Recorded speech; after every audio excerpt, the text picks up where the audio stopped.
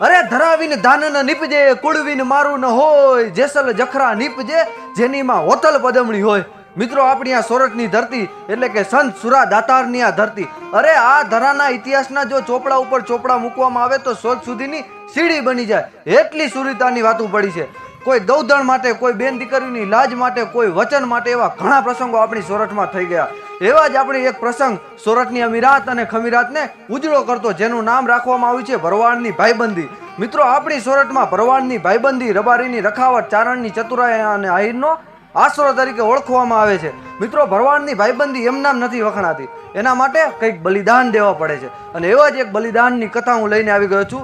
જય ઠાકર, જય દ્વારકાધીશ. મિત્રો, હું છું આપનો મયુર મુંદવા અને આજે આપની સમક્ષ એવા ઇતિહાસને લઈને આવી ગયો છું. જો ઇતિહાસની વાત કરું તો મિત્રો, ખારાપટ પરગણાનું ઈ અમરેલી જિલ્લાનું લાઠી તાલુકાનું ઈ પંખીના માળા જેવું ઈ ભુરખિયા ગામ, અને ઈ ગામમાં એક એવો જવામર્દ એટલે કે કલ્યાણાપા રજપૂત રહે કે જેને નાનપણથી ધર્મ માટે, કોઈ પરમાર્થ માટે કંઈક કરવું એવી ભાવનાવાળા ઈ રજપૂત રહે.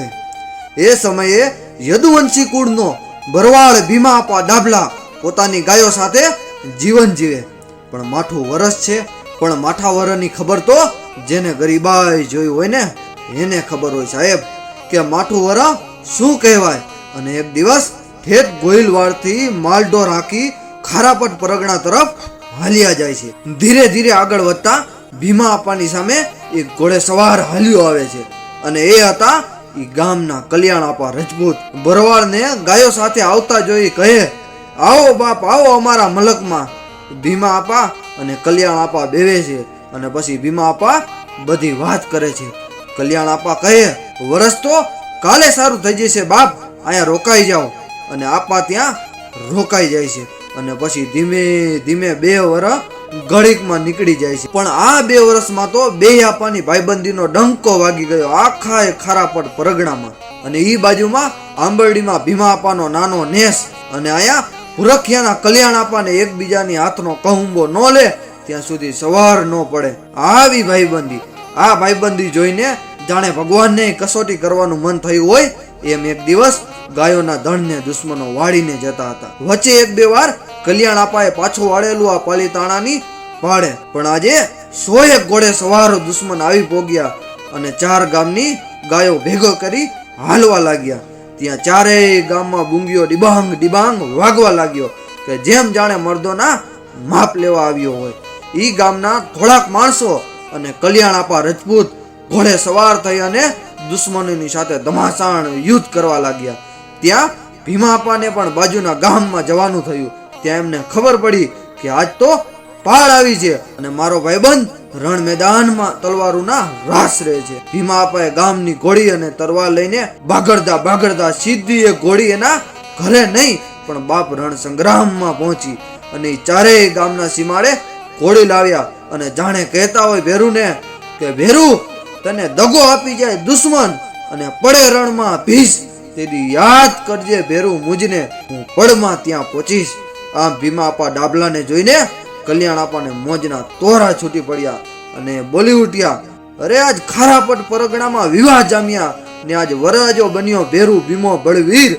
અરે તે તો રાખિયા ભાઈબંધીની રીત, તે તો ગાયોના વારે ભીમડા અને જીકાજીક યુદ્ધ જામ્યું અને 50 દુશ્મનોને મોતને ઘાટ ઉતારી નાખ્યા. 2 હાવજોએ અને લોહીથી લથપથ આ 4 ગામના સીમાડે પડ્યા.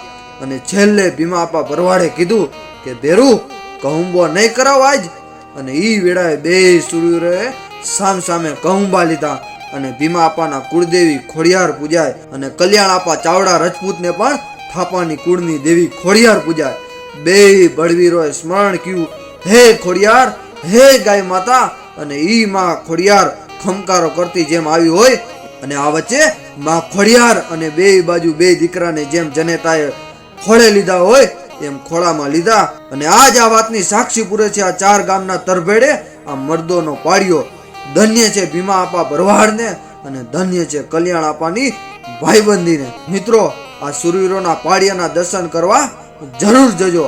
આ પાડિયા લાઠી તાલુકાના મેમડા ગામથી 1 કિમી અને ભુરખિયા ગામથી 3 કિમીએ ઊભા છે. આજે આપણે સમાચારમાં વાંચતા હોઈએ છીએ કે એક ભાઈબંધે એક ભાઈબંધને થોડાક પૈસા માટે હત્યા કરી નાખી. પણ આપણી આ ધરામાં આવા પણ શૂરવીરો થઈ ગયા જે ભાઈબંધી માટે ખપી પણ ગયા. હું મયુર મુંદવા આવા શૂરવીરોના ચરણોમાં કોટી કોટી વંદન કરું છું. અને મિત્રો, આવા ભાઈબંધીના દાખલાને તમારા ભાઈબંધ જોડે શેર કરવાનું તો ભૂલતા જ નહીં. જય ઠાકર, જય મા ભવાની.